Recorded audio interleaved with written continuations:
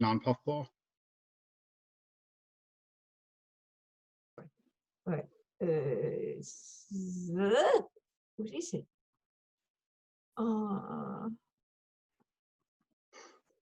Where is? Oh man. Let me do one thing and then I'll fix it, okay? Okay, yeah, I can fix it. All right. So,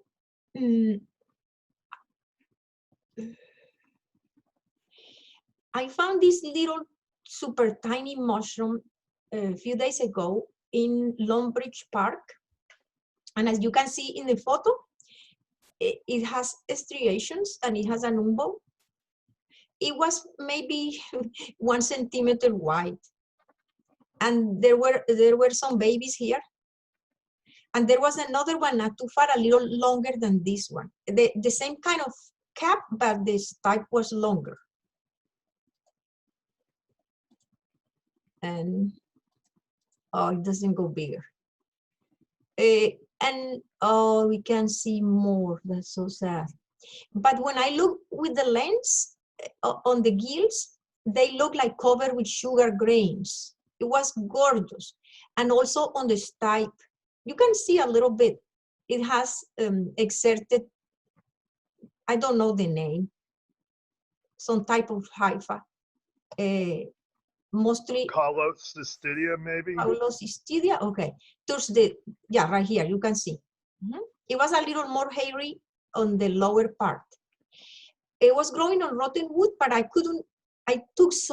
found so many things that I cannot remember if it was a pine tree or hardwoods because they were mixed. I was in a little area with mixed woods, and I cannot remember that.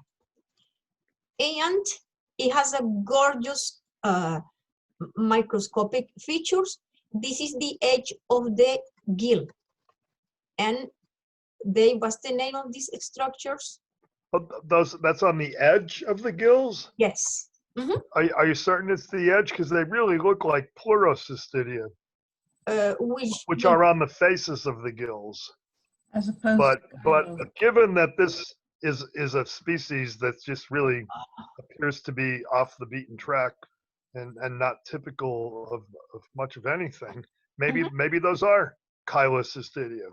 I take always the top, how can I say that, the lower edge of the gill.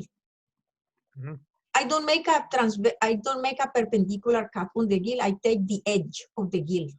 Yeah, I do that too, but sometimes it's confusing once you get it mounted what you're looking at. But these are sort of lined up like they are on an edge.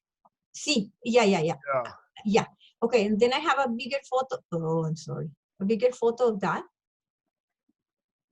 And they were so beautiful. They look like a kind of a vase, and on the end they have crystals.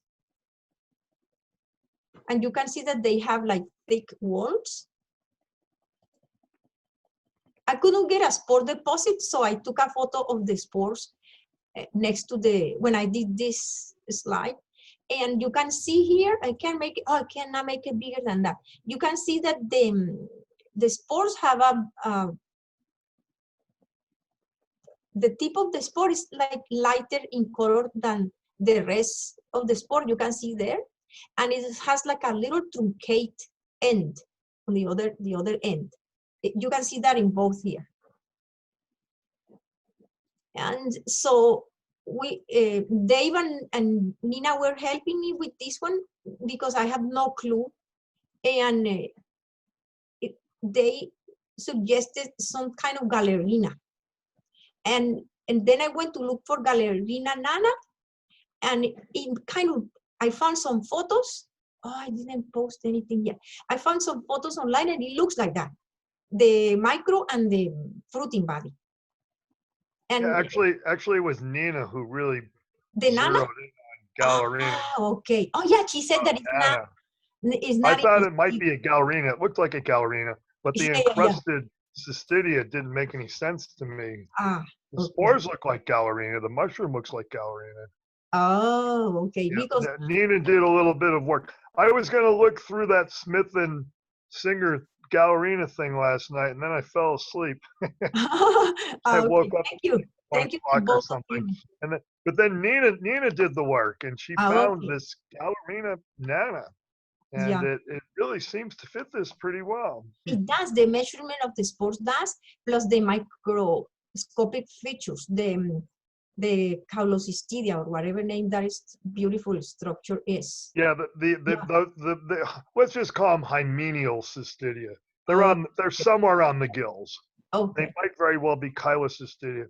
And But I have to tell you something. This is what I saw looking like sugar grains.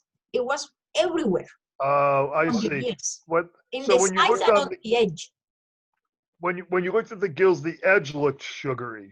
both. And now I remember both. Everywhere Oh, so it's sugar. all, so they're all over.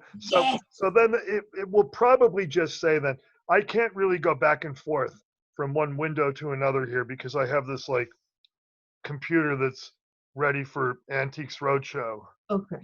But um, if you look on Singer and Smith and Singer, Mhm. it's probably going to say pleurocystidia, chylocystidia look the same way.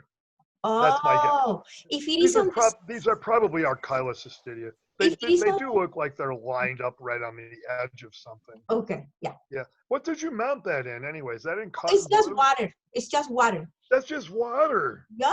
Wow. You've got a really good microscope. This is I don't have it anymore. It was an Olympus. Ah. It was a good one. It was from Rhoda. Does it have the camera right in it? I connected this simple USB camera in one of the lenses. I take one lens out. That's what I'm talking about. Yeah. Yeah. It's got the camera in it. Mhm. Yeah, because these are really excellent micrographs. Oh my gosh, I ashamed Yeah. of them because it's Oh so no, these are pretty. great. Thank you, thank you. Okay. I just wanted to share because that was such an nobody will care about that little tiny thing and then surprised when all these beautiful things were inside. Yeah. Maricel, Yeah. if you go back to the micro picture, I mean the macro picture, what are all the things around it? I didn't have a chance to look at that. I don't know. I just didn't. I noticed. A mixo of some sort, maybe? Some kind of a slime mold. There were few babies here. There were few babies. The other ones, I don't know what they were. I never got to do the micro. I could come back and wet the wood again. Oh my God, a fungi that's too small for even Maricel. And you know, when I read the notes that Nina sent, this is up to 1 centimeter, the nano. And this thing was so tiny. I think maybe not even 1 centimeter. Yeah, that was It a good. fits the description really well. Okay, good. Okay, thank you. All right. Thanks, Marcel. Okay. Okay. Is there anybody else that has mushrooms? I have a couple I want to share. If you do, just speak up. Okay, so I went out. I guess I'll share this one first, this Heterobasidian. This is a new name to me, the irregular, because I always use that name anosum. But I guess I didn't get to the bottom of this, but I think anosum is a European name. It's considered that irregular is the one that we're used to be calling anosum around here. So I just went back. It's still growing in this area. One of the things that was pointed out to me is that anosum does not bruise on the pore surface, whereas this one I keep finding regularly. You know, I can easily bruise it like that. So this was on some sort of conifer, either a white pine or a Norway spruce. I couldn't tell the difference between the dead wood, but that's what was growing around it. And then again, I was looking at this last week, that this is KOH on the cap. So really like bright red, which that I don't seem to find anywhere, any kind of note of that anywhere. Somebody told me the other Heterobasidian, Occidentale, which I think is more of a West Coast one. They said they know that one definitely doesn't stain in KOH. So I went with the irregular. And my problem was I couldn't find a good description for this except for what was in the paper, and that was behind a paywall, and I couldn't get to it. So I wasn't able to find a really good description for that mushroom because I did get spores and stuff off of it. But so that was one thing, and this is the other thing. This one was cool. Look, I think you might be able to find the USDA because it's a terrible pathogen on pine, and the USDA might have stuff on their website about that fungi. Well, everything that I find is on that name Heterobasidium annosum. Yeah.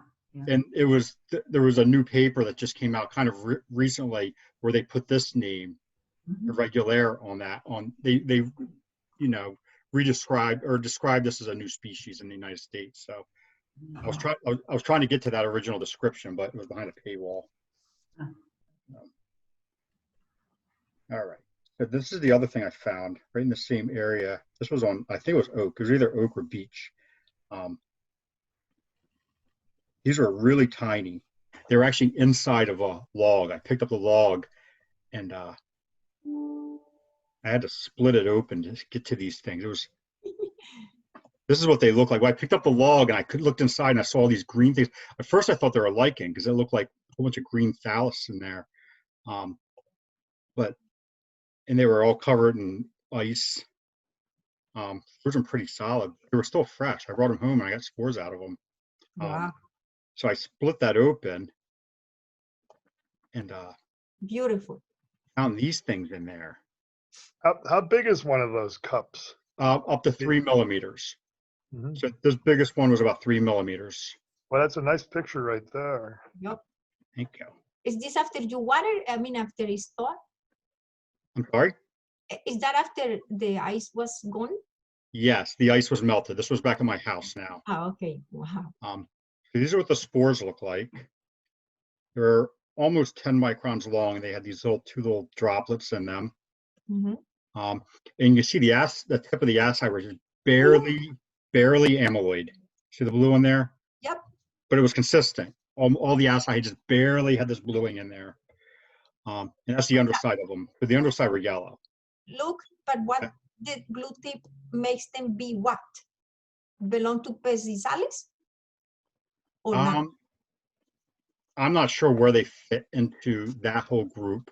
I mean, pesticales is amyloid. So that would make sense, but I'm not sure about that, to be honest with you. Okay. This is the name I came up with, Chlorosplenium chlora. What kind of wood did you say you thought that was growing on? It was either oak or beech. It was one of those two. So I got this name out of the Bassett and Bug ASCO book. And it matched pretty good. The one that they had, every photo that I see, it looks more yellow than this. They're like greenish yellow, but it does say it becomes greener in age. The microscopy fit perfectly. The spores were a direct match, and the amyloid tips. The Bassett's and Bug did mention that there's another species that's rarely ever collected down in like Georgia, in the Carolinas, that are what they call pea green to sage green on the upper surface. Look. Yes. I have found them on maple boards. A friend had a stack of maple boards, and I was looking for mushrooms, and I found them there, like flattened in the midst of the planks and hardwoods. Yep. Yeah, they were really cool though. I mean, considering, like I said, look at this. Look how frosty they were. I mean, they were frozen. Look at that ice all over them. And I took them home and thawed them out, and they were just busy cranking out spores. So. All right, those are my fun mushroom finds for this week. Nice. All right. And then I think Audrey, are you there, Audrey? You sent me something. Is there a guild mushroom in that stuff that you just sent me? Sorry, what was that? Was there a guild mushroom in those pictures that you wanted to look at? Yeah, I thought you said something about bringing other mushrooms into this at the beginning of the conversation. Yeah, if you want to look at that, we can. Can we? Yeah. Let me see.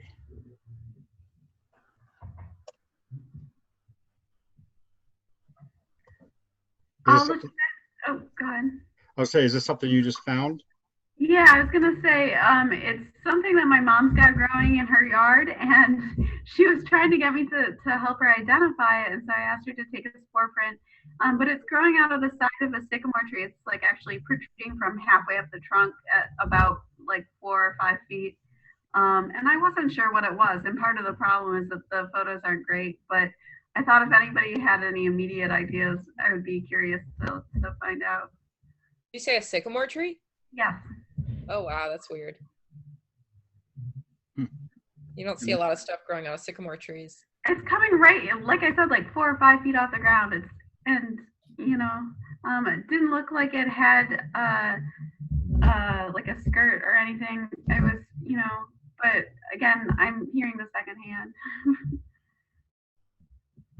I don't know. I don't have any idea on that. Anybody? I would suggest maybe genus Foliota. Okay. Oh yeah, it kind of looks like Foliota. Yeah.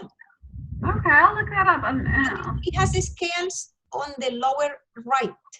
Yeah, some Foliotas don't have many scales, See, it but has two. but they grow on wood for the most part. Some are terrestrial. Some seem to be terrestrial, but they're growing from buried wood.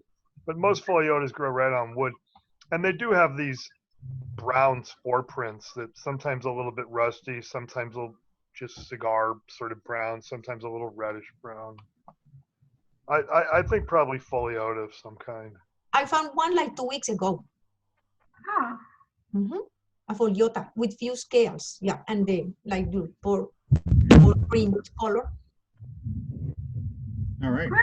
Yeah, I will continue trying to investigate those. Thank you. All right. Cool. Okay. So here we go. This is the last call, I guess, for other mushrooms. Anybody want to look at? And then anybody? I'm looking through the comments. I can't read the comments when I'm sharing a screen, so. Okay. Beth found a Heterobasidian too. Did you want to share it, Beth? Who are you talking to? Oh, Beth, she said she had a Heterobasidian too. But it was ambiguous whether she wanted to share it or not. Okay, so Sorry, let's. I'm in the room. I'm good. I don't need to share. All right, cool. Well then let's so I'll share my screen again. So we decided we were going to do puffballs this week. So I went through and did just a little bit of research on some puffballs. This is what I found out, or I put my thoughts down. So puffballs are many distantly related groups that we call puffballs. And according to David Aurora, the true puffballs belong to Lycoperidales. But a generalized description of puffballs are pretty much anything that's roundish to oval spore cased, sometimes with a sterile region beneath it called a sterile base. Most of them are stalkless, although some of them do have true stalks. And I guess the idea of puffballs really kind of up to the user, right? Because I was on Michael Quode's website and he was talking about different puffballs, and he included like Daldinias in puffballs, which I thought was kind of a stretch personally, but I mean, he has them in there on his puffball page.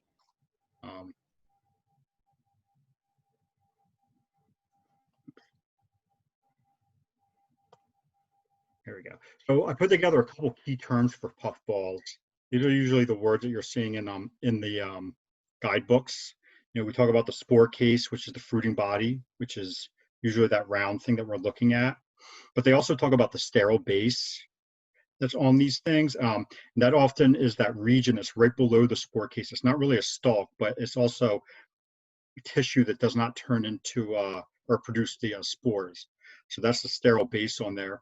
And then they talk about the peridium, which is the skin of the spore case. And a lot of these things have two skins on them.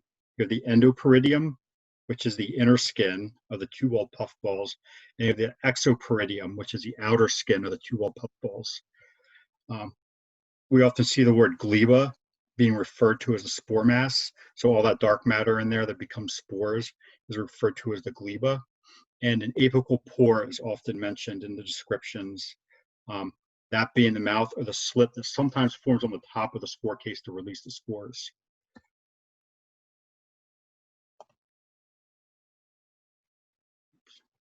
Okay, some puffball groups. So this is like looking through David Aurora's book. This is like some of the different ones that he refers to as puffballs, things that are in the Lycopterodons. So those are the smaller, like thin skin ones. Calvatia and the allies there, those are the really big ones.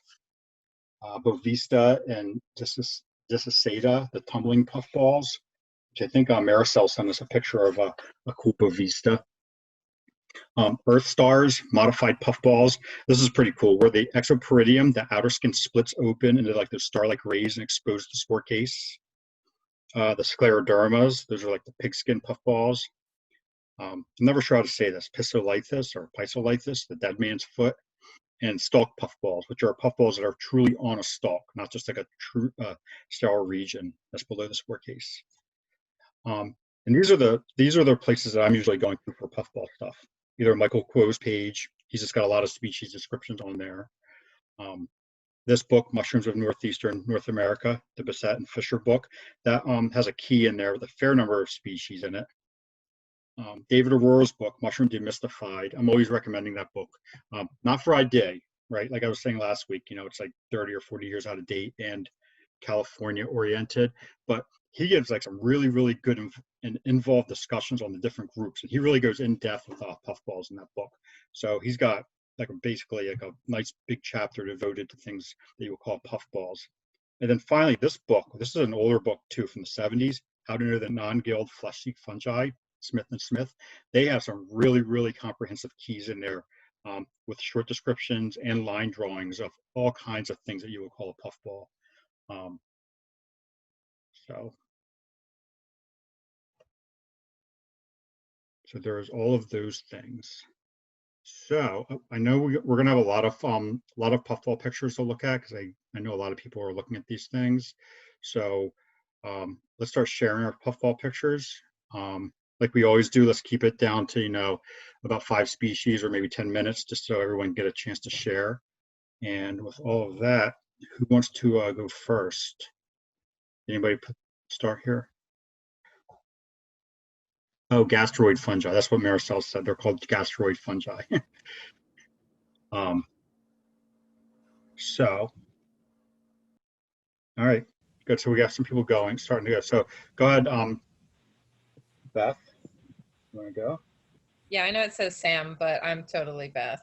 I know you took our computer already. Sorry, Beth. How do I do video sharing or screen sharing? Share, screen share, desktop, share. Is it working? No. Now it's okay.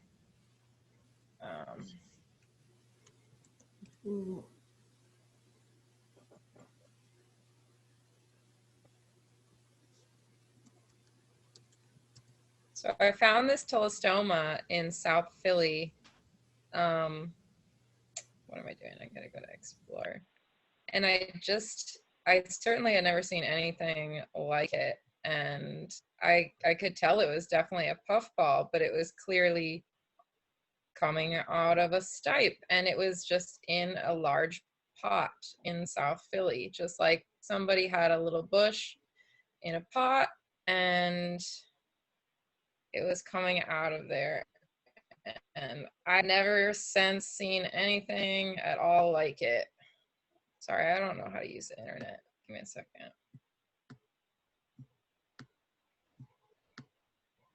Look, you want to guide her like you did with me? Huh?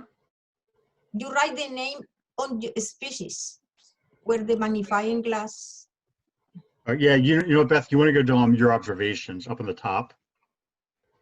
Yeah, but I don't know how to dig through all of them. No, I'll walk you through it. Hit, yeah, your observations. And then search. And now I'll start typing the species in. It'll only search your species now, or your observations. Sorry, I was doing it on my phone a minute ago and it didn't work like that. There you go. Thank you. You're welcome. You love it when people older than you have to explain technology. Okay, open up. How do I do that?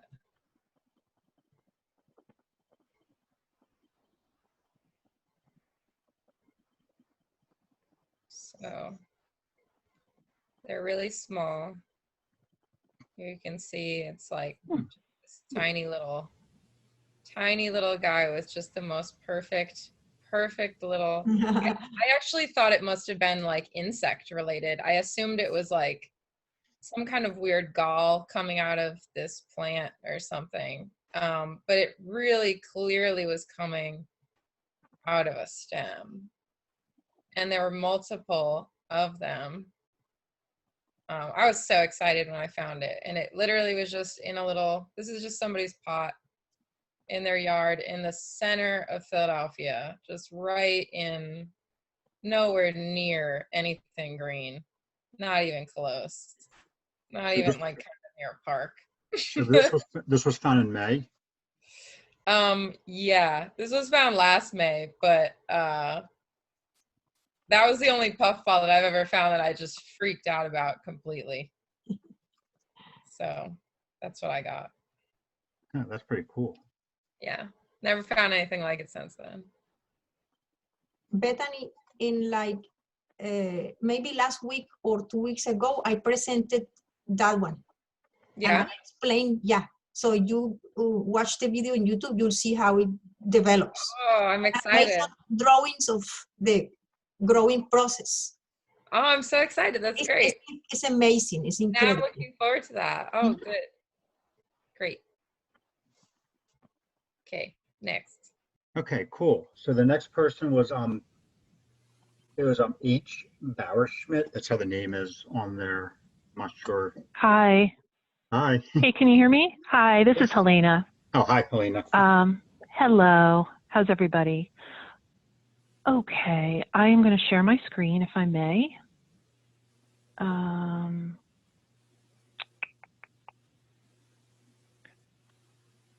Just let me know if this comes up. Does this come up? Or seeing your thumbnails. Okay, you didn't see. Okay.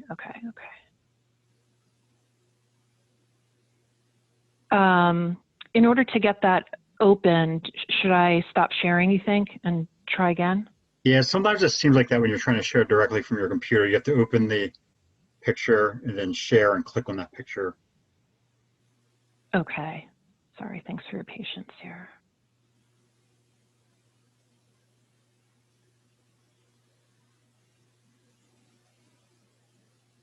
Bear with me one moment.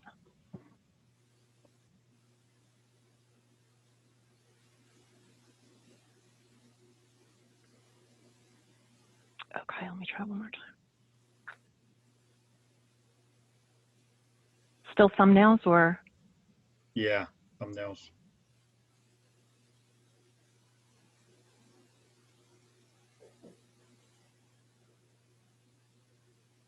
Okay, I think I might be able to get it this time. I'm so sorry.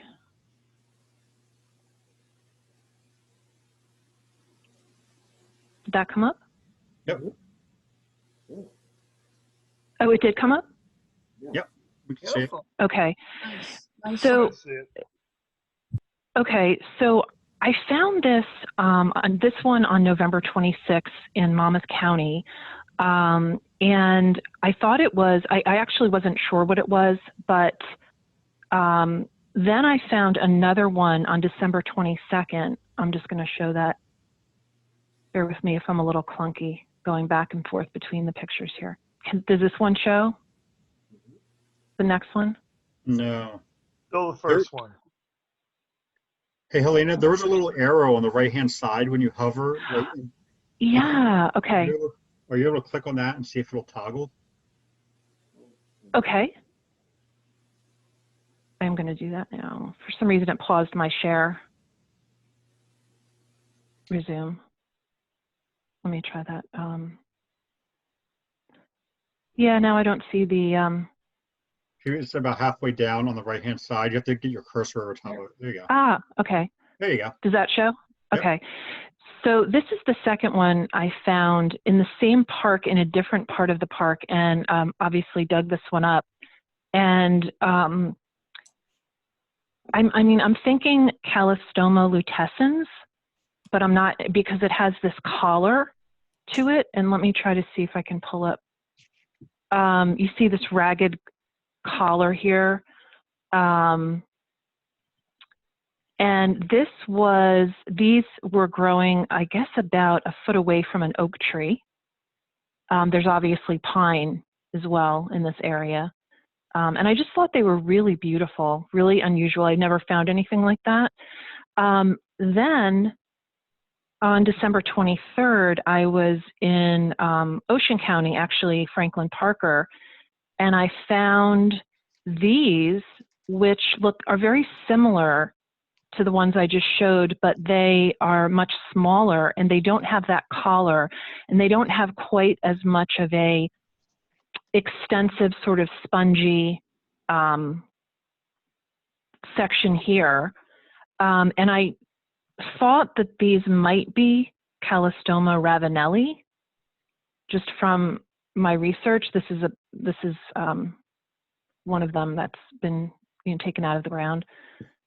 So very much smaller than the first, than these, obviously, with this big spongy bottom. So I just wanted to share those is in terms of being, I guess, a stalked puffball, you could consider it.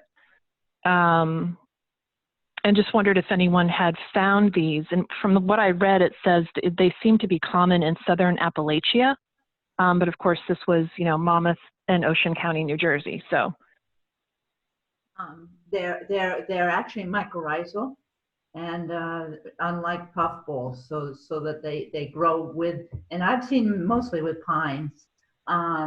The ones in Franklin Park, we have all three there. So the what is it, Cineberino? Is that what it is? Oh, right. Yeah. So they're not a true puffball then? No. Well, okay. Well, the puffballs are kind of throwing stuff all together, but no, they're not like they're mycorrhizal, so they help the trees grow. Okay. Puffball is not a thank you. scientific designation. Yeah, I guess I was trying to make that point with when I was saying like all those different groups fall into what they supposedly call puffballs, and it's kind of a broad, pretty broad, like Dave says, a non-scientific term. So yeah, these would be considered a puffball in the sense that when you squeeze that little ball up there, they puff out spores. Right. Okay, so I didn't crash the puffball party.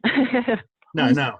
We seem to be using the term of puffball for a spore-bearing sac as the form of growth in some nation, whether it's with no stalk or in your case a stalked puffball is one of the common names for this. These have been lumped together as either puffballs or gastroid entities, but it turns out that none of them are sort of related to each other.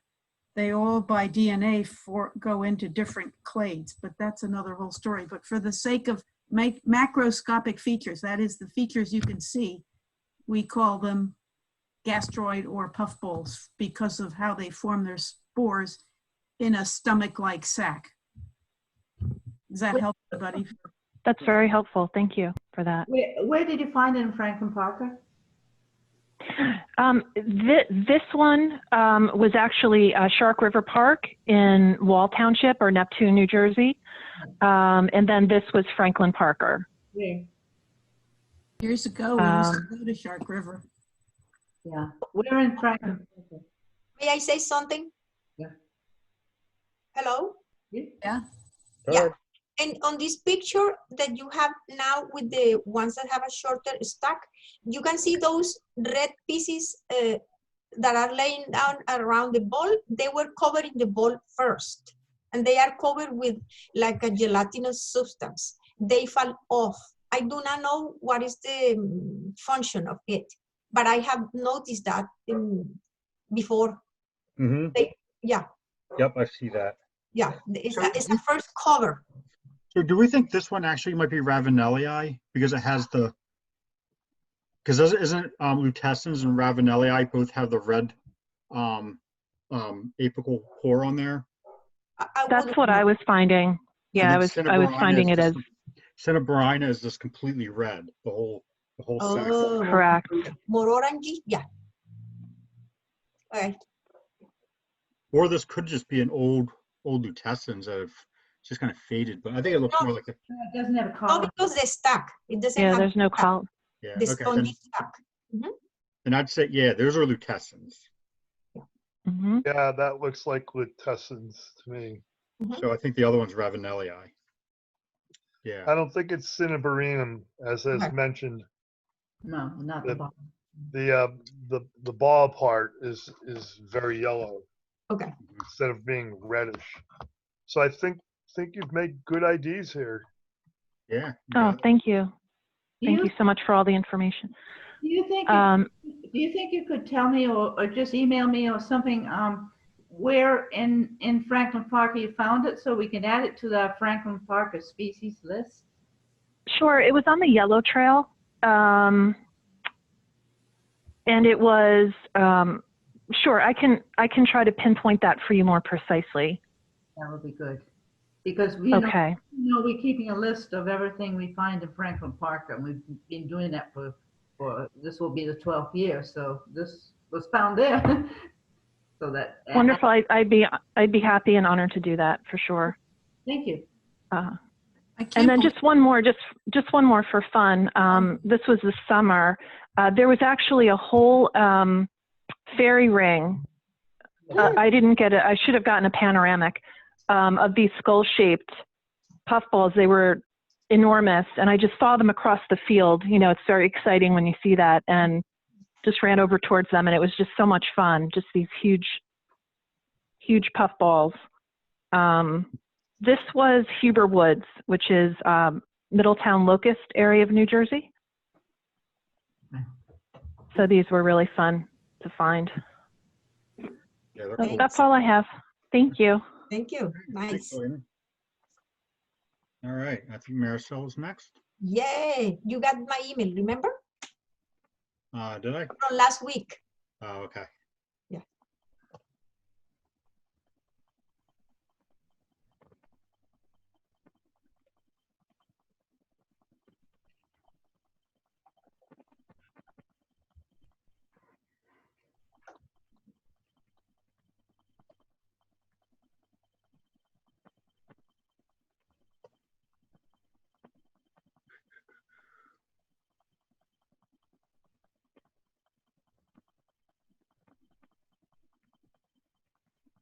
There you go. Thanks.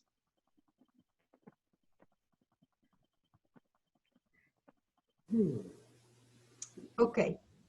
So for about 4 years, I was so lucky to be able to follow this puffball because it was in front of my house.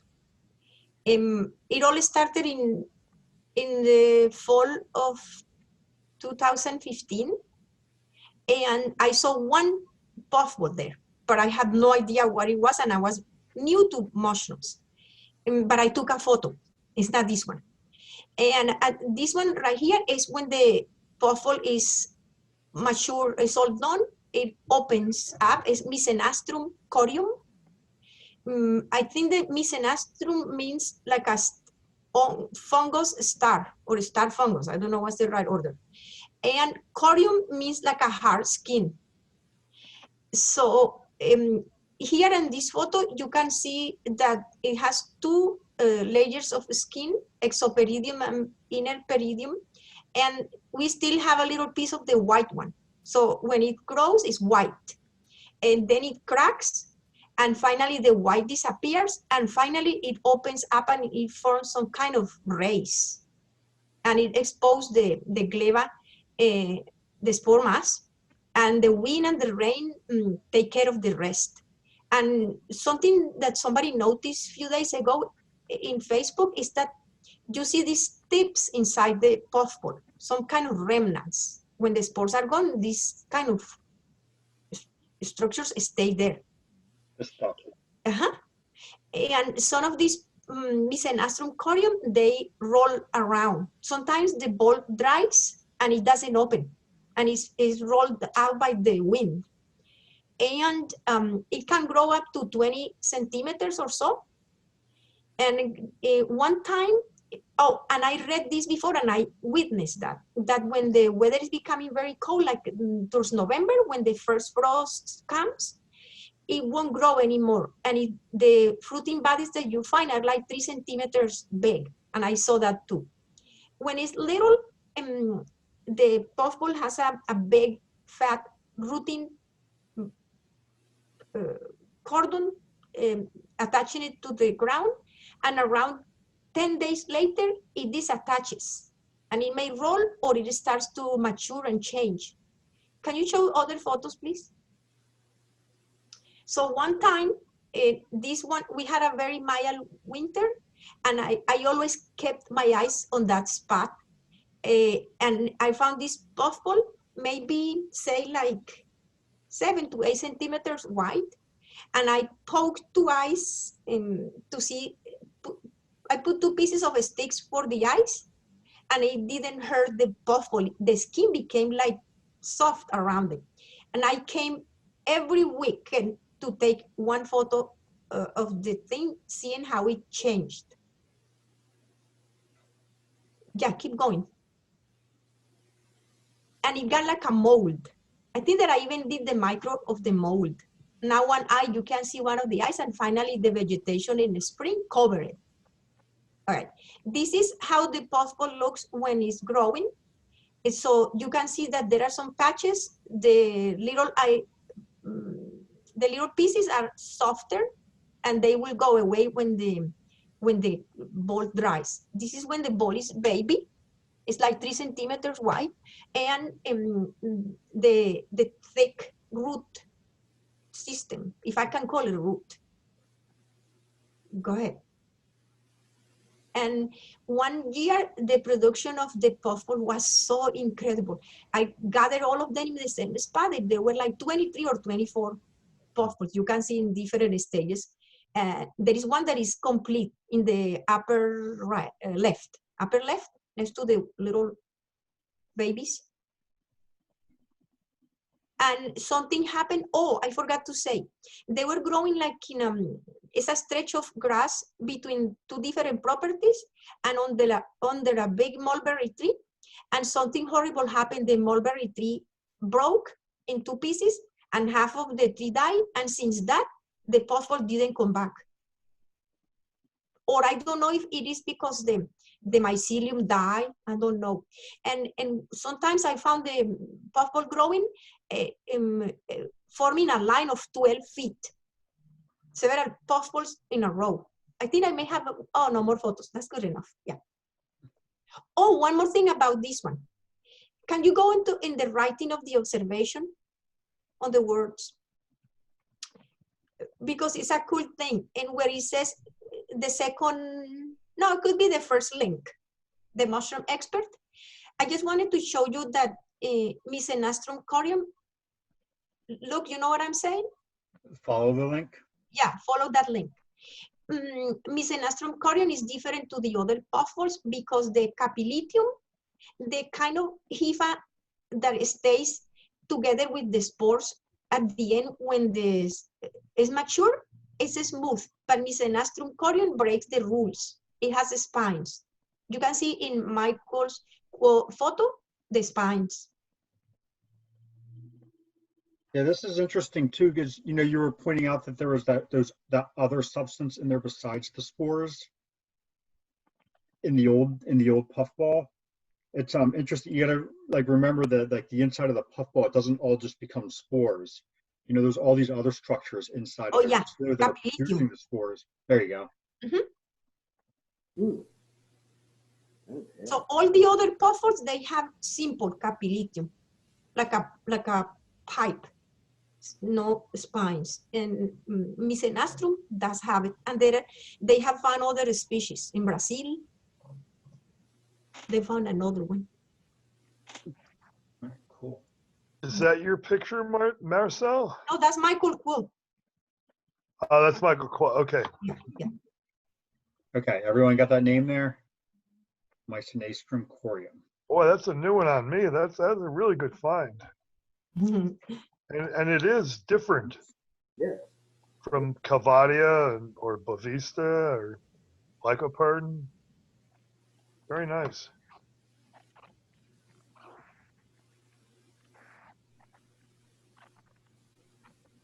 Okay, this is Scleroderma polyrhizum. It's very common in the pine barrens, although I have found it even near my house. There is a row of conifer trees. I found them there. I could not believe my eyes. But usually it's in Franklin Parker where I see it a million times. And so at the beginning, it's like a irregular sac. Sometimes it looks like a potato. The skin is very thick and it's marble when it's younger. And as it matures, it ruptures on the top and it forms some kind of rays. Here, oh, it is, what's the name when they are inside the sand? Hypotegus? Yeah, Pyriform. Okay, yeah. And it pushes up and it comes through the sand. And then it looks like a potato with a very thick skin and a lot of like small rhizomorphs at the base. Yeah. I think the photos are all backwards, but sorry. There you go. I'm sorry, yeah. Okay. And at the end, the spore mass, the gleba, is all washed out. And all you find is like a cap with some rays, and sometimes it even curves up. And it's really big. I think it's one of the bigger ones that called Earth Star, Geo Star. I think they used to call it before too. This is a good example of what, when they say, the exoperidium and the endoperidium, where the exoperidium peels away and forms these rays and exposes the inner sac full of spores. You can see on here, there's still skin on here, the inner skin, like all of them through here. That's a cool picture. All right. Yeah.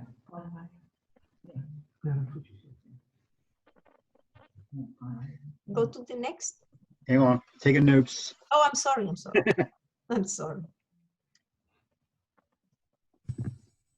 I think I have a picture of that from North Carolina a couple of years ago too.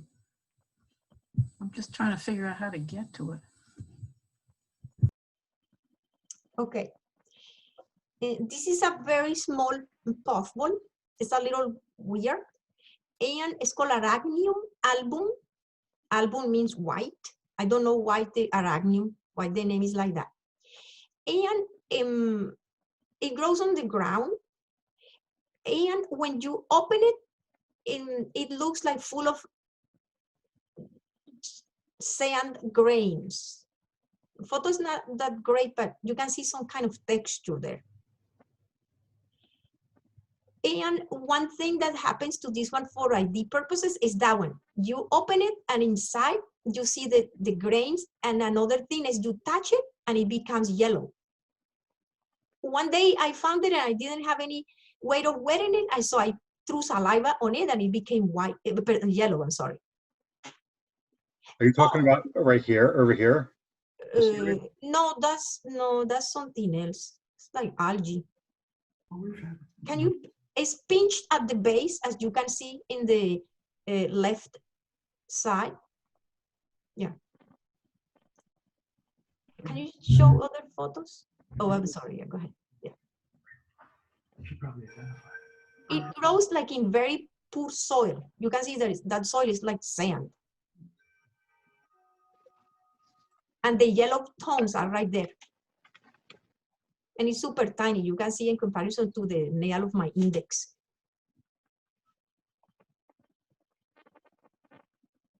All right.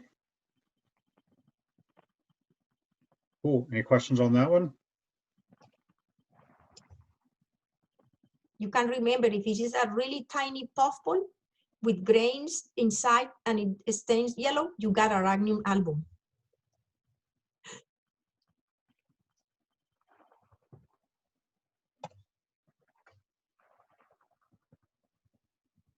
Okay, we have another ad ball here. It's called Cyathoformis candida. And it's a puffball that turns upside down. You can see on the right side that it looks like an oak acorn. So it has a very special development. First, it's inside the soil and it's like cottony. Can you show the photo? I think the photos are backwards. No, that's mature. It's the last one, I think backwards.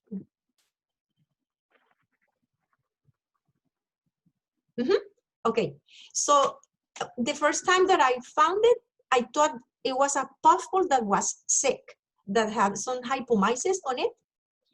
So, and then I was very interested in it, and I started looking in my book to see what could that be. And then finally I identified it. And so at the beginning is this white cottony stuff, ball is covered with it, debris is attached to it, and as it pushes up, and then it dries out. So if this one was like 2 centimeters, it will be like 1.5 when it's mature, it shrinks. And somehow it likes to grow like in the grass, where the grass is dead. That's where I found it. And look, now it's smaller. I followed the same one. This was at work. And then eventually, I do not know how, maybe it's the wind or the rain, that this puffball turns. So the upper, what you see in this picture in the lower left is upside down. So the part that now is exposed was covered with sand debris that fell off. The only debris that stays is the one that was on the top of it. And when the puffball turns, there is an ostiole at the top of it, and that's where the spores come out through it. Does this one ever completely detach? What did you say? Does this one ever completely just detach and start and roll away? Yeah. I read that a lot of these Bovista are is this a Bovista? This is Seda. Oh, this is Cell. Okay. Yeah. I think okay. Never mind. Go ahead. Okay. Yeah. So yeah. And it's pretty interesting. No, I'm confused. I'm confused with the other one with the. It's good enough. Yeah, it's good enough.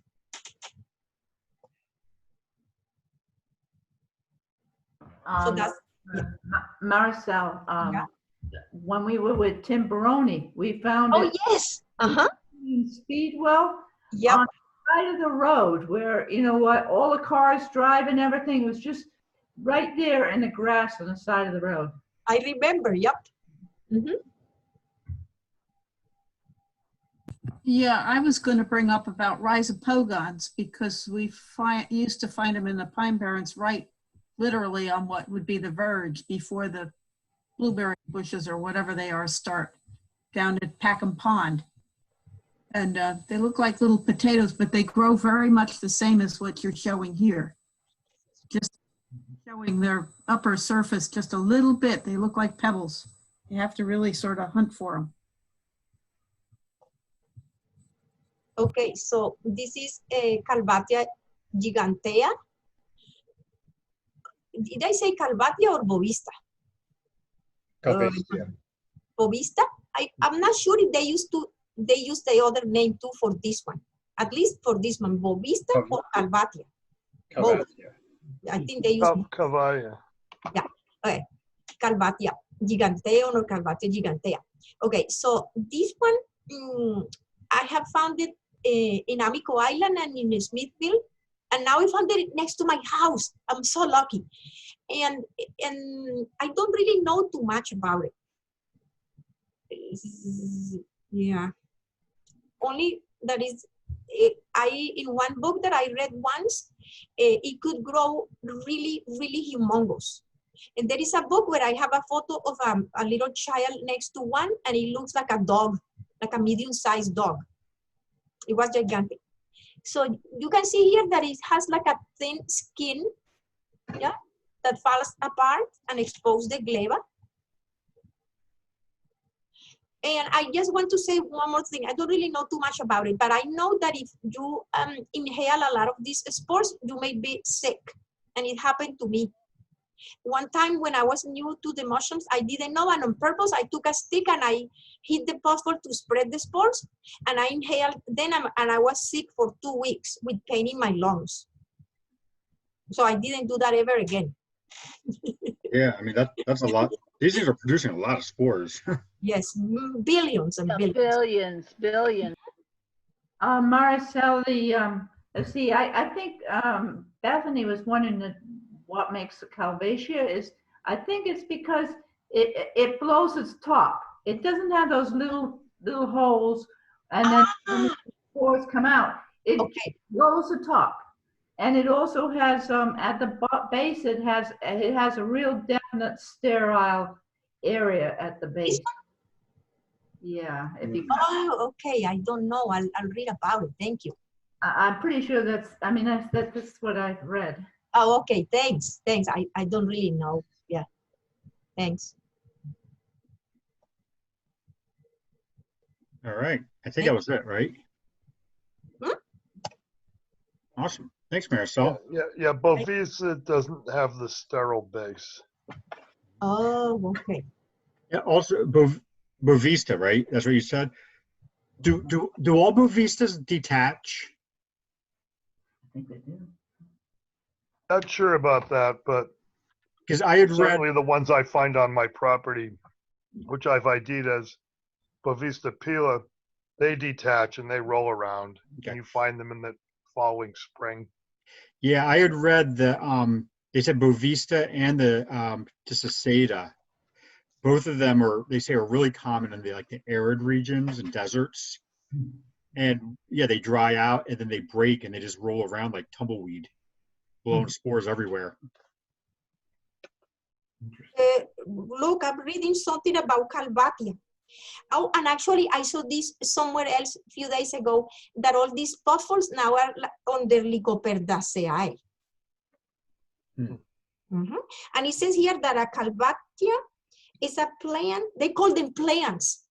It's large to very large, globose, flattened or pyriform, with or without a thick stalk-like sterile base, cortex thin, inner peridium thin, not opening by a pore, but falling away irregularly in scales and plates. Ah, okay. Okay, that's all. Right. So that's what Nina was just saying. Oh, okay. Yeah, they blow their top. They just kind of crack. They just split apart that makes sense. in the upper half, and they usually stay put. And what you'll find is later on. Well, you'll see. I've got some pictures. Okay. Thanks. Yeah. So Mike and Lauren, I think you guys were next. Hello. Hi there.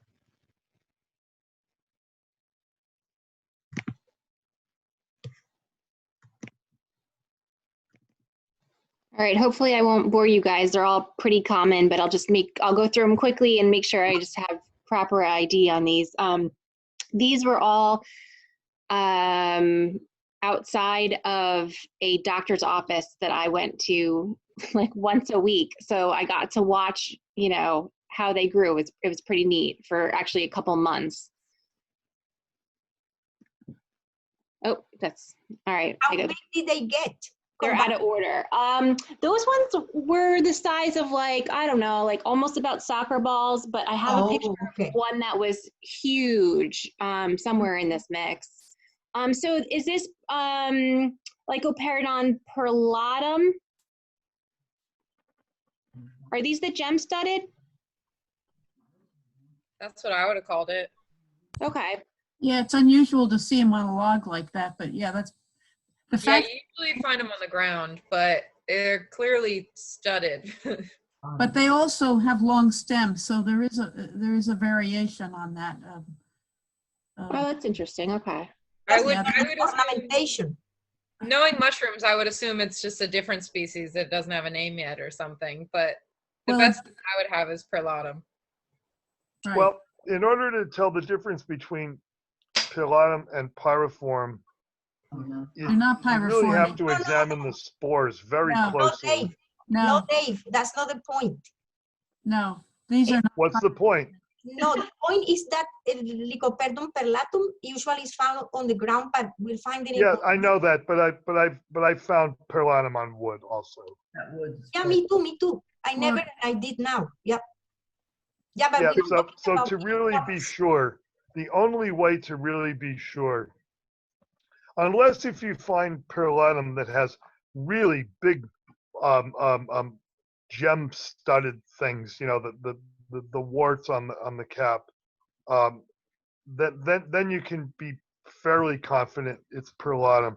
But these are really small. The ornamentation is very small.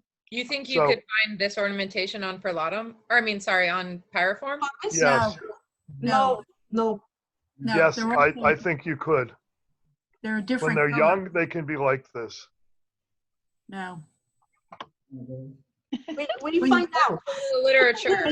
When you run your finger across the top of these, the little pearls should come off in your fingers like little bits of white things, little. Yeah, if that happens, it's probably Pilatum. I agree. But the ornamentation is really tiny on these. And Yeah, because- Pyriform can be like that. There's Lauren, can you click on the picture to make it bigger? Click one Sure. more time. And actually, I if mean- No. Don't click to pass to the next photo. No. well, this is the same batch. Do you want me to zoom in on this one? The one before. These are shaped like Pilatum, you know, Oh my usually. goodness, yes. You know, the roots, the cord, the white cords connect. Over on the left, Mm. there's some of them have bigger, more pronounced Yeah, the weird thing is, ornamentation. I still say to really be sure. Wait, well, wait, no, go back. Go back, Go back to what? the other picture. There All was right, something hold telling on the other picture. the white Alright. cordons are There Pyriform. was something telling on the other picture, Yeah, not this one. that one. I only have two of this. See, the white cordons. But talk the about other Pyriform. picture, the one you went past quickly, not that one. There was one in between. That one. Look at the rhizomorphs. That's a Pyriform trait. There are no rhizomorphs in this one, but in the next photo. I think there's Yeah. probably a They both delay. do that. There's a delay happening. That's what's happening. Oh, see, okay, Luke, yeah. Oh, There you go. okay. Right Just there. stay on this picture for a second. It'll come up for everyone. Okay. These have the rhizomorphs. That's what I'm seeing. The rhizomorphs there. You may be right. No, Because That's a Pyriform thing. That's a character don't of have that. Pyriformis. So listen, I'm reading the it's description for overgrowing. Pyriform on Michael Quo's website, and he does say he calls them finely spiny, with spines that usually wear off, and long white mycelial strings attached to the stem, which is pinched at the base, resulting in pear-shaped pyriform overall appearance. So, Look, yes. These are not pear-shaped. there is one thing that characterizes Pyriformis away from the other ones. Is the connection inside the wood with these white cordons. No other puffball does that. Plus the fact that they are in bunches too. Yeah, bunches is a Pyriform thing too. But there's really only one way to tell, for sure. See, And it's not easy. okay. The spores on one of the two, I think it's Pilatum, has very, very small spines on the spores. And on Pyriform, I think I've got this right, has smooth spores. Yeah, And the that's difference is very subtle. And you have to look very closely, and you might have to stain the spores in order to see this. And 1,000 power is probably going to be what you really want here. But I believe I have seen the difference at 400 power. but it's not easy to see. All right. So are we coming to any kind of consensus? They're I perlata. think they're I pyriform. vote for Pyriformis. I vote for Pyriform too, but I vote for perlatum. Okay, well, I'm glad I checked. Listen, I got the book here. I got a book. So it says here, the plants, Whose book, Marisol?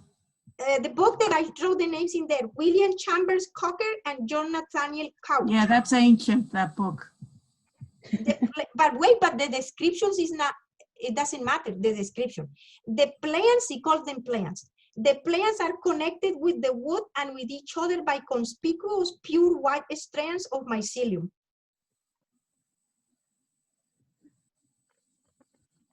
And they are composed of minute warts, spines, and granules, which are very persistent and rough to the touch, like a file.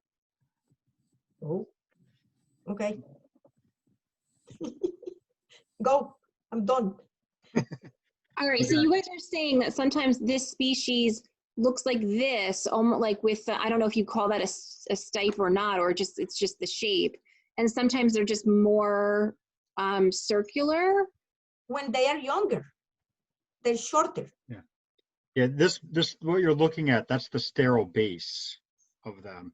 And it does seem like in some of them they're more elongated. Luke, I have a good picture of Pyriformi, if you want to see the difference of what they look like. Well, I have another one, Okay. which I think is the same thing. It's just they're more, you know, the typical shape. Well, let's see it. All right, here. Uh-huh. Is this it? Yep. Yeah, that's definitely Pyriformi. They didn't emerge completely yet. All right. See, they're not the same shape, they're not the same color. But I think these are just younger. Right. Well, but they're not, these are not going to grow into what we just saw in the other picture. These are not going to change shape. They might get a little browner. But the dots on the top or ornamentation, they're not going to be that distinct, and they're also not going to rub off the same way either. Susan, but Pyriformis means pear. Pyriformis. That's right. Okay. These are so snug together you can't see how they're pear-shaped. I'm sorry, I'm just going for 40 years experience, that's all. Okay. And we also have to consider too, there's also like environmental factors that could be changing That's the way right, they're growing. that's right. And maybe there's cryptic species, who knows? Yeah, maybe. There is one other species that, yeah, well, there's actually quite a few, and I'm sure like everything else, they're getting divided up according to the DNA now. That's what I think. I think it's probably just multiple species. Probably. Okay. All right, Lauren. Well, you started a big fight, but you know. But they both are very edible when they're young like this and like what you had. So you don't have to worry too much about which ones they are, as long as they're uniformly white like a marshmallow inside. Yeah, I've tried the gem-studded before, and it was the most disgusting fungus I've ever tried. I will never try it again. Oh, that's funny. I think they taste better than this one. Well, I haven't had this one, but I've had really white gem-studded, which actually that's one of the questions I have for you guys is I've seen many gem-studded puffballs that were completely white on the outside, and the ones that I was showing you in those other pictures, they were more like this color. So do you guys see variation in the outer color on Pilatum, or do you normally associate them with just being entirely white? Fairly white most of the time, but as with all of these little puffballs, as they get older, they get browner and the spores start forming inside, and in the end, you very often can't tell them apart at all because they're just skins with brown spores inside. Okay. All right. Now we have a task. The next time we find those, we got to do the micro to see the spores. But get some current information of who's actually worked on them, and I honestly couldn't tell you who that is. Sorry. This is Calvatia. Picture outside the doctor's office again. Oh, It wow. actually grew a few weeks. Okay, I'm Oh, that's- unmuted now. I couldn't unmute it. Wouldn't unmute me.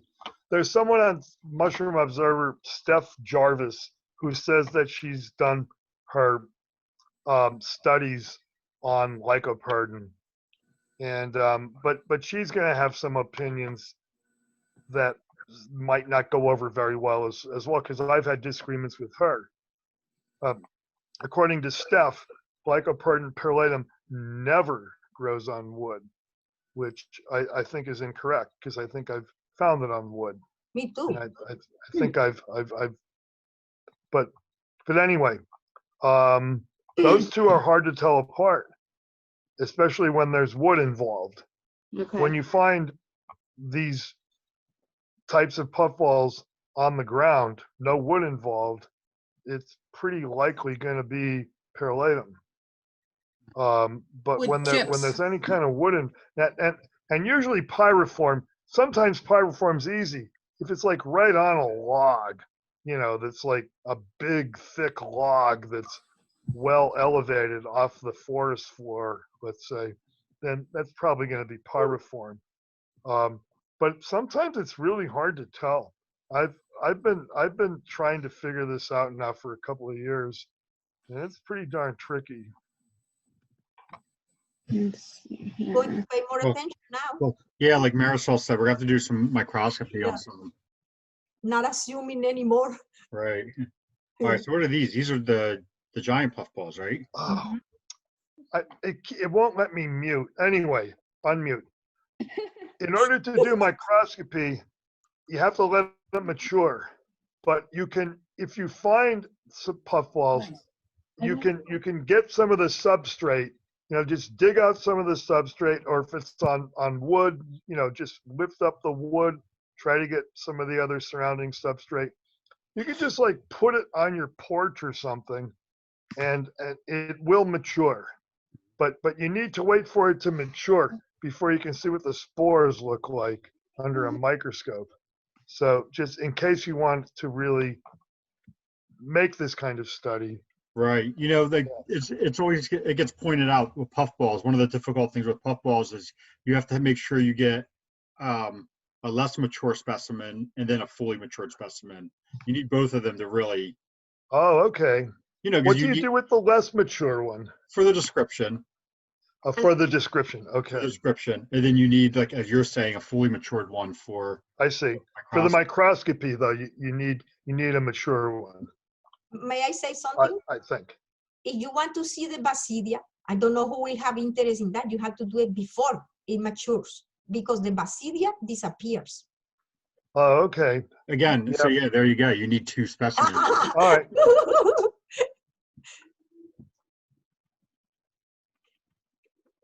All right. So what are these? These are. Are these the cranium? Small craniums? Or are they the other ones? There's. Craniformis? What did you say, Marisol? Craniformis? Yeah, is that what this is? I think so. I have another picture. Hold on. Oh, there it is. All right.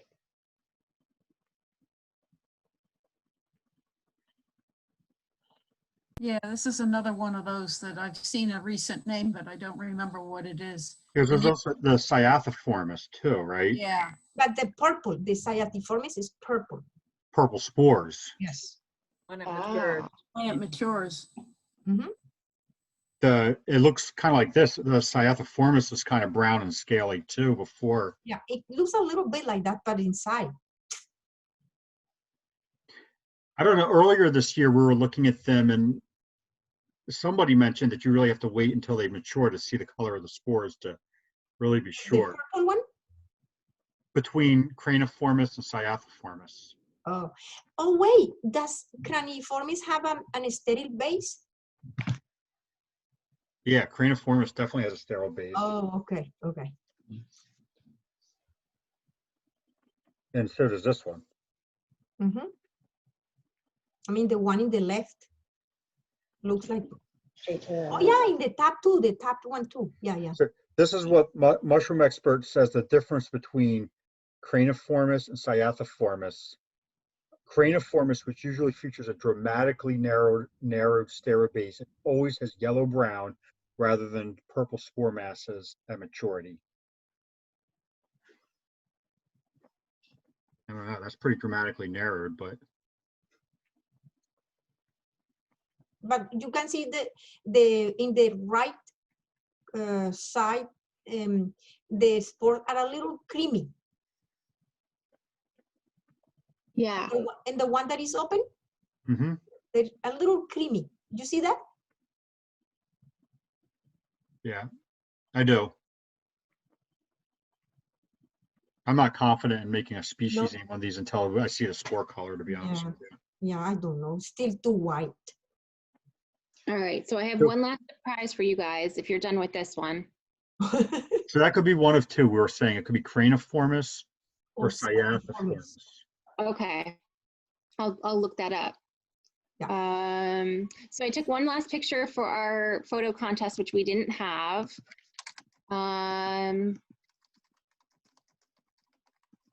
Somewhere. Oh, I'm having technical. I don't know. Not this. Hold on.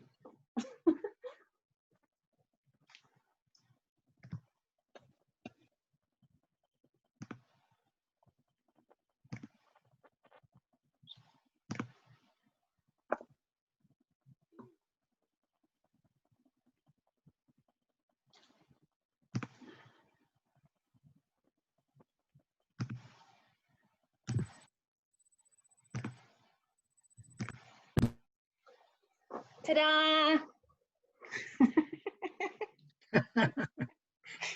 So he's wearing his mushroom hat and he's holding a blewit and some Grifola frondosa. So I got a whole bunch of different species in there. I like his eyebrows. Beautiful. Awesome. There we have it. Is the hat from Fungi Perfecti, Stamets? No, Mike bought it from some guy in like Romania. Yeah, okay, that's where they're made, right? Yes, yeah, I contacted the guy on Facebook directly. Yeah, pounded from Fomies Fomenteris. Yeah. I have a bag like that. Yeah. Lauren, so that means that the puffballs are the size of a head, a little bigger than our heads. It's a little bit smaller. That hat's a little bit too big for him.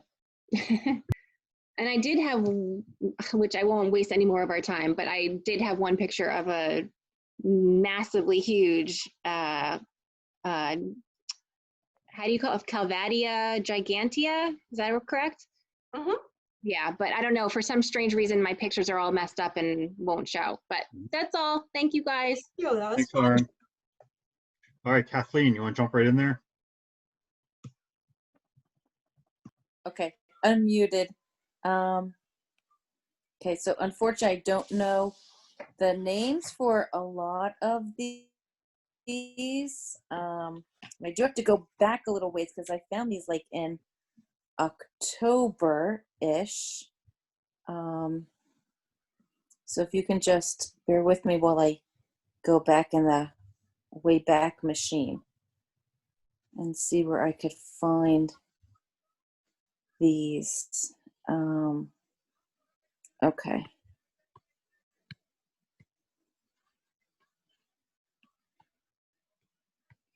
Okay, there's, oh my gosh, there's like the one I have a lot of. I don't want to like overload. Yeah, we have about half an hour left. Okay, yeah, I'm just kind of loading up some. Just give me just another few seconds as I just kind of scroll back. I don't know if this is, okay, so I'll throw this in. Okay, I think there's just a couple. Okay, so this is sort of the big one that I found right outside of my office in Westfield. Kind of looked across the parking lot in the grassy section and found this. It was like bigger than a basketball. And you could see here there's like fungus growing on the mushroom. like that gray fuzzy stuff. Yeah. Yeah.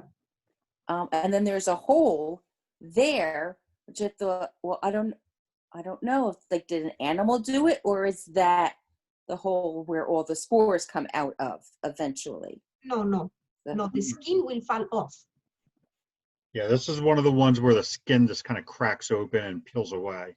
Yeah, that looks like an insect board in there, maybe. Or Marisol put her finger in it.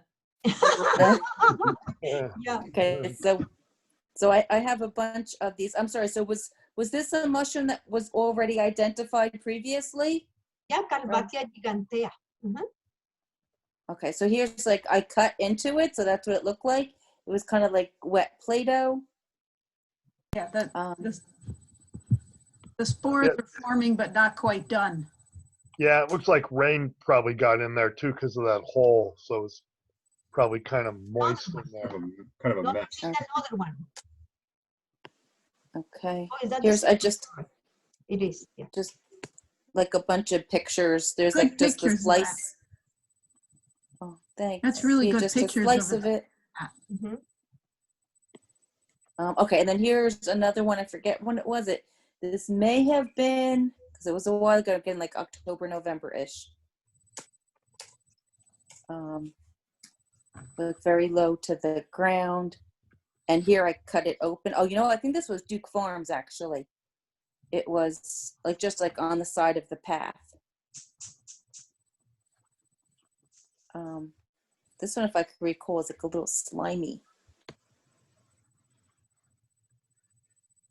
Yeah. Well, looks like Pyriform, but now the habitat's more like Pilatum. So Well, there's another one we find up here in the Adirondacks, Morganella Sub-Incarnata. Oh, okay. And that has a funny speckled brown top like that, but can be very round like that too. Is on wood or the ground, Kathleen? This is right on the ground. Here, let me go back. So there it is. You can see in the background too. There's a bunch. There are a whole bunch just out, like on the ground. But you can see the wood that it could be coming from. Yeah, you see wood chips on there. Wood. Yep. That's really good pictures, by the way. Oh, thank you. And then So- this is an. Wait a minute, Kay asked a question about Pilatum being pearl-shaped, or is that what you said, pear-shaped? Yeah, because Dave said maybe it was Pilatum, but it's pear-shaped, right? Pilatum is pear-shaped. No, actually, Pyriform means pear-shaped. Pyriform but this doesn't really look like Pilatum. I thought it was on the ground, so I thought the habitat was more like Pilatum, but it doesn't really look like Pilatum. The spines are too small, and there's no really notable sterile base. Yeah, I mean, I remember it was on the ground a whole bunch growing. Whoops, the other way. Growing on the ground, like you could see in the back. But on Kathleen, there's a lot of wood chips on the ground, so it might be growing on wood that's on the ground. Oh, I gotcha. Okay. Okay. And then there's another one. This was also probably at Duke Farms. I think this was like on the way to where they have those little outdoor restrooms and little porta potties, and it's just the path there. And I found it.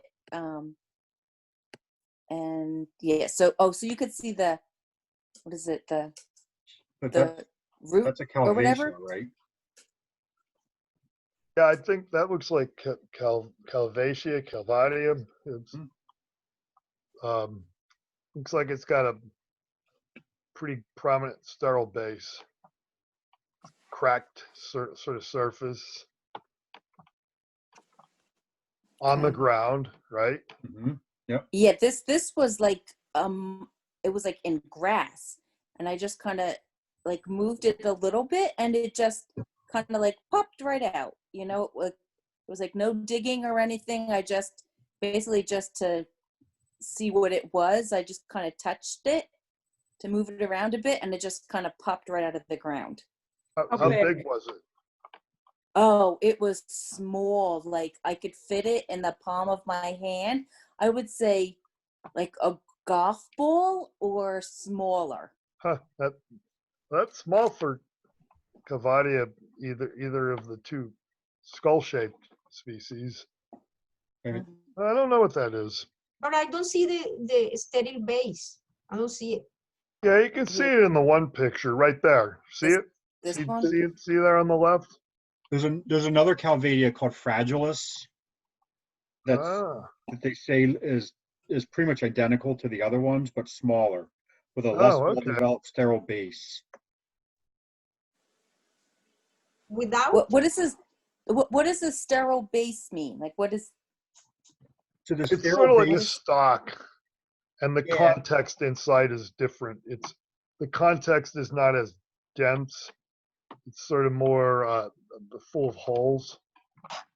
Oh. Okay. It's like the part that turn into spores. It's like it wants to be the stalk, but it's not. yeah, this could be Fragilis since it's smaller and it doesn't have much of a sterile base to it.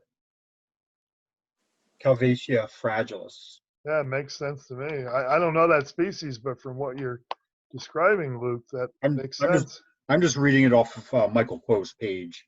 I've never seen it, but that's what he says. It says it's just like Cyathoformis, but smaller and a less developed sterile base.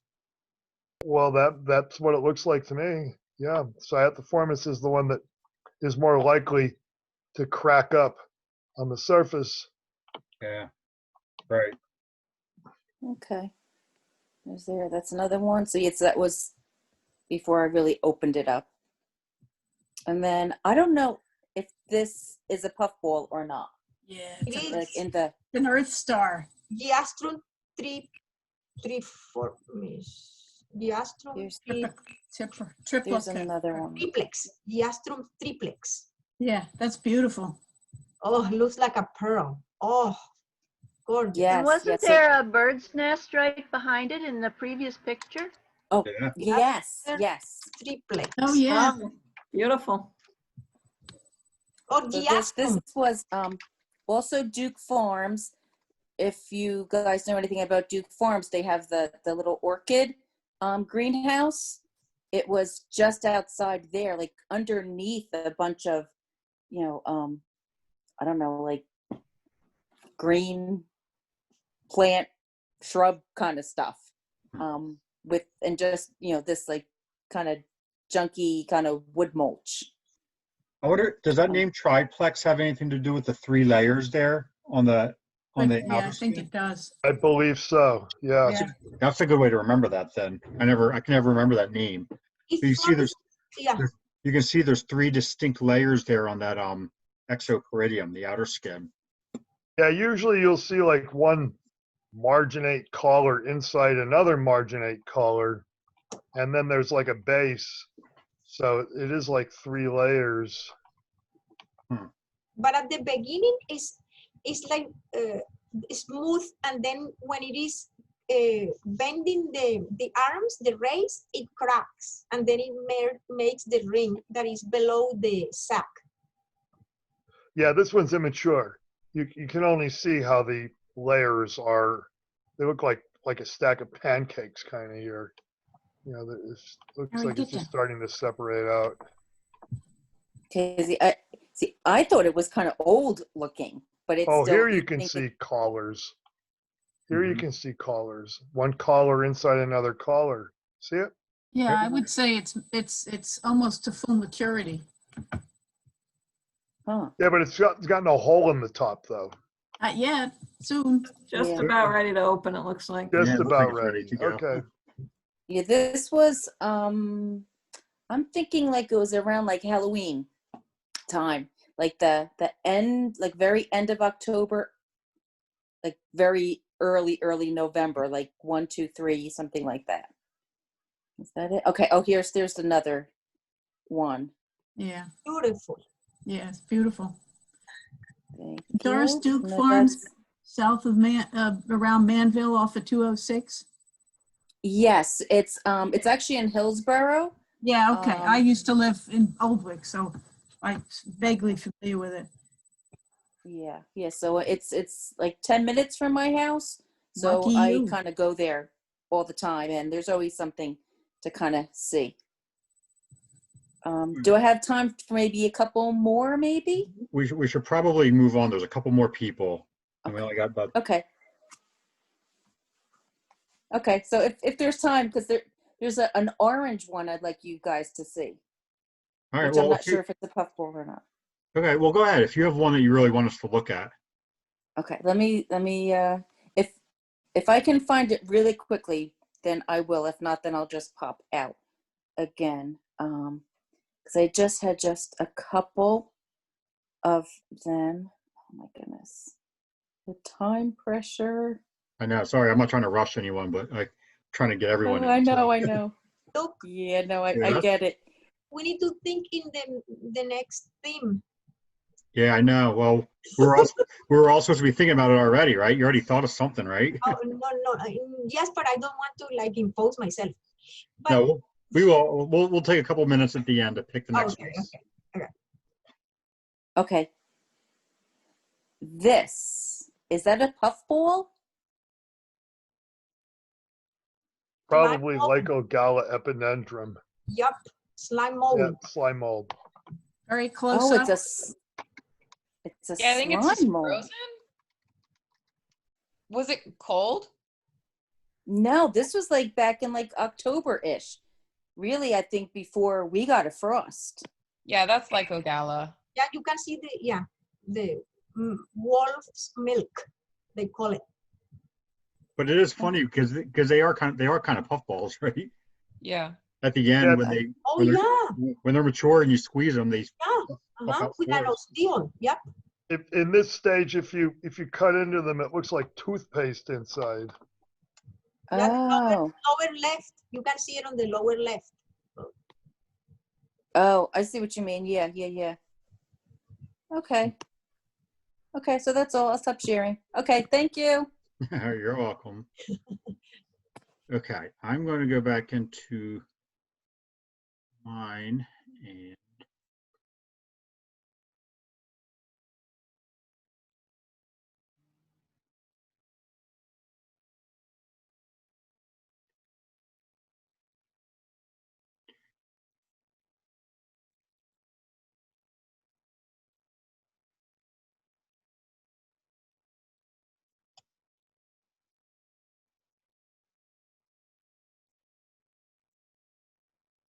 okay, Kay.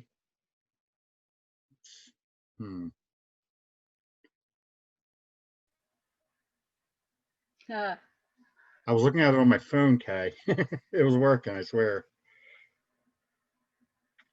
There you go. Is it gonna work? It didn't look like it was gonna work. It was just, didn't you also post something maybe on Facebook of a puff? Oh yeah, because I can't not do this too when I see one. I gotta poke them. Can you guys, are you guys seeing this? You could show yours and it's like mine. Are you guys seeing? I can't. No, I don't see anything. I don't see I anything. can't see Preview anything. file. I'm sorry, it's not coming up. That's okay. Sorry. It was an odd little bunch, and I was like, oh my God, it's puffballs. Because it really was so gone. And then when I started punching them, they were like, yep, they're puffing. Okay, so Sue, did you find your picture? Susan, me? Yeah. Yes, I can, I think. I have a couple that I think I can show in a row. If you want to show your pictures, and then Dave and I can split the remainder of the time, because I have a few pictures. All right, yeah, I can do mine, I think, quick once I figure out how to get them up. And I think Dave had some species in there that we have not seen yet. And he also had a good picture of an Amanita that we should probably look at. Since... Okay, can you see my white puffballs here? White, yes. Yep. A group on the ground in wood chips under the pine needles, what I call Lycoperdon perlatum. Very distinct little pearls on top that you can wipe off with your hand, usually very white, something of a stem down here. Okay, stem down here. They can be clustered or not. They probably have the mycelium rhizomes with them. Now let me just see if I can figure out to go to the next picture. Okay, this is Lycoperdon pyriforme, what I find up here and what I call it. See the one here? I don't have a real good side view in this picture, but they are pear-shaped because they're all stuck together like. They would also have the rhizomes if you pulled a clump of them out. But you notice how they're also a little browner and fairly smooth on top, even though these would still be pretty white inside. Sue, but I'm sorry. When they are very young, they are very ornamented and darker. Well, you can see they have some little, no, they're not darker when they're younger. No, younger than this. I have seen them. We found one time a bunch of them on moss, and I brought it home and I did the micro until finally we realized that it was babies of Lycoperdon pyriformis. Well, like darker, you say, instead of lighter? When they were babies, they didn't expand and the ornamentation is closer. If I can, one day I'll show the photo. But you know, being 300 miles apart, I suspect our environments might be a little different and the weather might be a little different. So they could be a variation of the same thing. But you're right. I suspect this group is not well studied and needs a lot of work. Now, this is what I was calling the Morganella Sub-Incarnata. I don't have a lot of familiarity with this species, but it's obviously different than the previous two. And then there's one more. Oh, okay. Now this is going a little bit off kilter, but this is quite a few years ago, probably about 2005. These are all rhizopogons from the Pine Barrens, from the Packham Pond area. And there's several different species. I'd have to really look up and see what they are, but this is one little group. This is one little group. This is the little nigrans darker group. And these down here might be something else again. But they're in various stages of maturity also. But they look like little potatoes. And the only thing that you see on the top when you're looking for them on the side of the road is just, well, just this kind of a thing. It looks like a pebble. Mm-hmm. I'm just going to show you one other. Let me just... Easily mistaken for smooth flesh or smooth surface Scleroderma, of which there are a few. Yes, yes. This was taken at the Montreal Cercle de Mycologie de Montreal. They have an exposition every year in September, and they do a beautiful job of displaying all the mushrooms and putting these beautiful signs on them with both the Latin as well as the French. But anyway, this, I'd never seen this before. Lycoperdon flavotinctum with the yellow cast to the whole thing. I thought that was pretty interesting. And Never saw that one. Yeah, I've never seen that. I've never seen it in the flesh except on the table here. Where'd you say, Montreal? Cercle de Mycologie de Montreal. It's they're a lot of them are responsible for the Champignon de Quebec or the Myco website that Dave keeps referring to. They are a club that's over 1,000 members, and they're only about 2 hours away from me. But of course, the border's closed at the minute, so I can't go up and see them. But anyway, so that's all I have. Excellent. That's a cool one. I never saw that one before. No, I hadn't either. Okay, Dave. Which email do you want to look at? The one from last week or this week? You know what? Start with last week, because some of those things that I'm calling Calvatia Gigantea that has raised a bit of controversy on Mushroom Observer, and I'm still not stalked Calvatia. There you go, stalked Calvatia. It's not really a stalk. It's just a really long, sterile base. But I find them in my yard every year, and I found them in other places too. And I'm calling it Calvatia Gigantea. Look at that. Looks like a real stock. And they're like this every year, and I find them every year. Ornamented. I've done a little bit of micro on them, and you know, I forget if the spore. I think the spores are. That one's a little bit older. and I find they're in my yard every year, like right alongside my driveway. That one's kind of older. That's So the one I documented over the course of like 2 weeks, 2 or 3 weeks, and now it's starting to mature. You can see this starting to get yellow inside. Pretty interesting species, wherever it is. Comment on this? That's Yeah, really go ahead. good pictures of it. Excuse me? Has anybody commented on the observer thing here? No, you know what? There was some. I think they've come back to agreeing with my original proposition here, Calvatia elata, because then there was I think somebody may have said Calvatia bovista at one point. I see. Yeah, there it is there. But I'm not sure anybody really knows what this is. Must be a new species. But no, there's pictures of it in books that look exactly the same. But it doesn't mean it's been identified properly. That's right. Yes, it may not have been identified properly, and I probably should make some good collections. Yeah, and I would preserve. think. Yeah, I've just been taking it for granted because sometimes something that's just really right outside your door, you just say like, oh, there's that thing again. There's that again. Yeah. Yep. But every year it comes out along my driveway. Sort of not real good soil, mossy sort of soil with gravel mixed in. Find it every year. And this is just so everyone has a reference point. This is like northeastern Pennsylvania, right, Dave? Yeah, this is northeast PA. Yeah, not far from the Susquehanna River. Maybe about 900 feet ASL. We're in a cold spot, but that doesn't really come into play until the winter. That's a cool. I find a lot of mushrooms on my property, and that's I guess that's one of the more interesting ones. And then I also find Bovista pila. I didn't find any this year though. This was like the first year we've been here. I think I didn't find any Bovista pila. At least that's what I've been calling this. And it's pretty much it's more or less globose. It doesn't really have much of a sterile base, if at all. I'd say probably doesn't have any sterile base.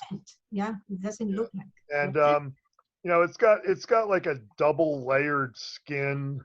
How big? Pictures might not show this. They go up to about 3 inches. Oh, okay. Yeah, they're usually between 1 and 3 inches diameter. They're pretty good edibles, actually. So for something like this, Dave, like where do you even start? I mean, this is just a round white ball. Well, you know what? It's actually easier to identify once it's mature and you find it the next spring, which I have a picture of that also. Oh, it's right on my property where I find these. Yeah, because it is sort of nondescript. It's just this white ball. You don't have the photo of the mature one. That's what I'm saying. I have another picture here of a mature one. Yeah, there's a different observation here of probably maybe the second one. This one? I forget. I've got 3 of them here. Check the second one. If it's another white ball, then just go to the third one. This just says Bovista. It's just okay. Go to the next one. Yeah, I think this was in a different location. It's probably Bovista pila. There's another Bovista that's a little bigger than Bovista pila, and it might be this other one. Okay, here we go. Yeah, here you go. Here's what they turn into. And they like roll around and you find them in the weeds. Yeah, I've seen these before. Yeah, and they're attached by really thin cords, like 1 or 2 little cords. Not as prominent as those lycoperdon Pyriform. It's not a good picture. You can't get much out of that. Yeah. I get dimensions. That's about it. But it actually sometimes also the surface is a little more coppery, shiny colored than what you see here. Find But them in the yeah, yard. the tumble puffball, I think they call it. It tumbles around. I have definitely seen this here in southeastern Pennsylvania. And, Yeah, it's pretty common. And never really went anywhere with it, but always in this stage. You know, I find these old things. You find them in the spring. Yeah. Okay, so this picture is taken in the spring after it's wintered over? What does the observation say? It should have a date. Mm-hmm. Yeah, April 11th. Yeah, April 11th. Yep. Cool. That's a good one. Okay. Yeah, I think there's other microscopic features that you can fall back on with that one as well, but I don't have, you don't see any of it there. So in this one, let me see, have we seen this one? We haven't seen this one yet, right? Geastrum. Oh, yeah, this is pretty cool. This is, once again, I'm loosely interpreting the puffball. This is actually would be commonly called an earth star, but it's a pretty cool little species that I have found on my property. I didn't find it this year. I didn't find it last year either. It showed up like 4 years in a row. You can see from the penny there how small these are. And these are Geastrum minimum. He has a neck. Yeah, it's got a neck. Oh, yep. gosh. Yeah, it's got a neck. Yeah. There it is. There's the answer to your question. Yep. Oh, gorgeous. Yeah, those are really cool. I've got some of these preserved here. And you know what? I'm not sure that I have forwarded a collection to NJMA for their herbarium, but I could probably do that. I think I may have. I'm not sure. But I've got a few.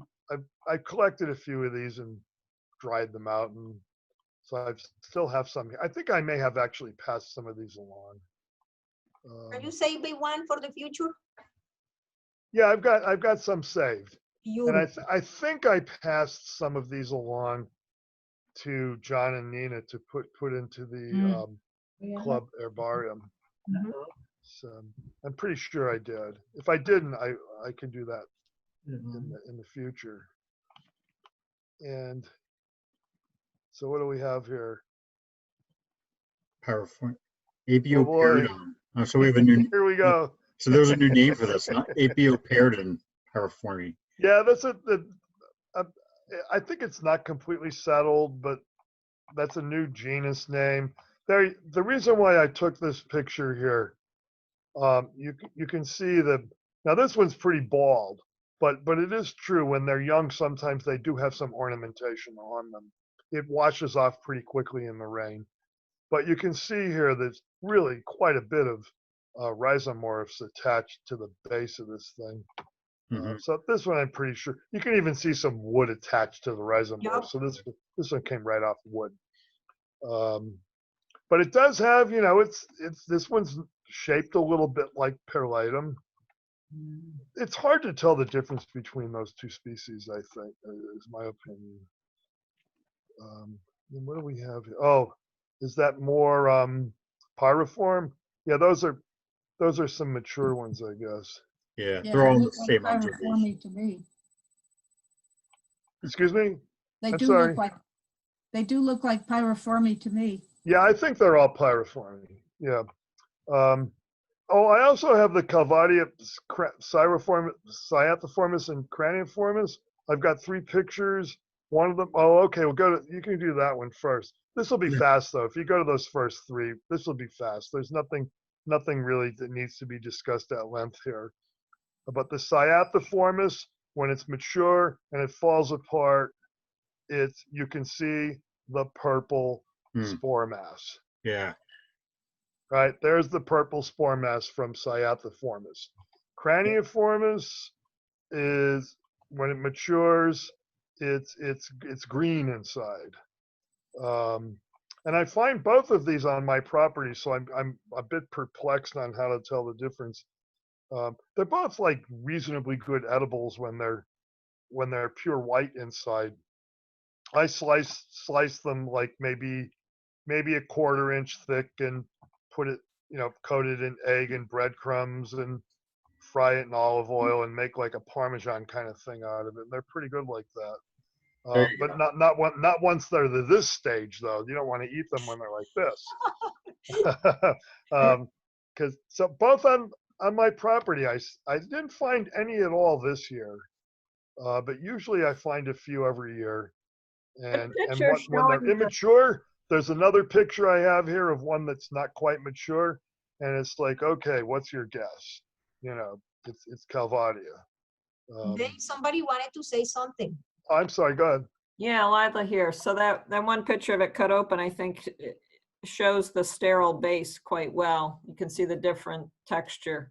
Yes. Yeah. Yeah. That area down there. These have great big sterile base. Below the yellow layer. Yep. Yeah. Yeah. Nice. All right, so that's pretty good. That's Craniformis. And then I have another Calvatia here, which you can just look at really quickly. That we don't need to linger on these. Oh, that's that first. Well, this one you can't really tell much at all. It's just a pile of spores. No, I was just going back so we could see the difference in the spores. Oh yeah. So that's Cyathoformis. That's where the Cyatha comes from. You know, because this is Craniformis. Craniformis. Yeah, and when they're immature, you know, Michael Close says Cyathoformis is more likely to have a surface that cracks up. But, you know, okay, do you really want to depend on that? Right. On the other hand, is it really all that important for, you know, if you want to pick these and eat them? No. If they're white inside, they're good. They're basically the same thing. So that brings us to this then. Just for people that are wanting to eat these as yeah, they're all good. Yeah. Well, this, you know, the universal warning is when you're picking puffballs, you have to cut them in half and make sure that they're pure white through, because you look at like something like this. Yeah, that's why I included this. Right. Yeah, here's an Ammonino Muscaria, our eastern version, which is yellow. Doesn't look very yellow, does it? Looks like a white puffball, you know, like some sort of ornamented puffball, right? You can see a little more yellow here once it's picked. Then you can see it looks a little more like a mushroom now. But here's the thing: when you section it, see the silhouette of the mushroom in there. You can see there's like a cap and a stem, and you can also see some of the pigment too that's underneath the universal veil. You can see the yellow pigment. So this is Ammonino Muscaria, variety Gesoya. It's the eastern version of Ammonino Muscaria, Eastern North American version of Ammonino Muscaria. But I included it just to show, you know, that something that looks like a puffball might not be a puffball. Other Ammonitas will do this as well. All right. Cool. Thank you, Dave. Look. You're welcome. Yes. Oh, you're doing yours. Okay, go ahead. Yeah, I got I don't have a whole lot here. Oh, Luke? Yes? I had a lycoperdon marginatum too on mine, what I sent last week. Oh, you sent me one. Okay. I'm sorry. I forgot who sent me stuff last week. Okay. I won't take long here. Oh, it doesn't matter. It's just one. Okay. So we haven't actually seen this one yet, I don't think. Scleroderma citrina. Oh, yeah. The one on wood. Citrinum. Pigskin poison puffball. Right. And the one that Gary Linkoff's name. And the one that is parasitized by Boletus parasiticus. Yes. So actually, I do my next two photographs. So this is just the Scleroderma citrinum. Like they're super tough. They feel like a piece of like a football. You know what a football feels like, right? They're tough and leathery and kind of ornamented on the outside, and they're spore mass. They are pretty cool looking on the inside. Yeah. Sometimes the interior is almost white when they're very young. They're fresh, yeah. Yes, I've had that. So there's that. But then this is a parasite, the Syzygides megalocarpus. This actually grows on a lot of different mushrooms, but I find them on sclerodermas a lot. So these are parasites on the puffballs. See them. There we go. There's a better. Beautiful. Okay. All right. And then another parasite on that citrina is this one, which I was like, these things grew like crazy this summer. Yes, this year they were crazy. I've only ever seen these one time in my life, and then this year, everywhere. Yeah, This year and last year, I found them. So 2 years in a row, I found a lot of them, and very few previously to that. So Pseudoboletus parasiticus. So there's the Scleroderma citrinum, and then there's the parasitic bolete that's growing out of it. I tried eating these ones.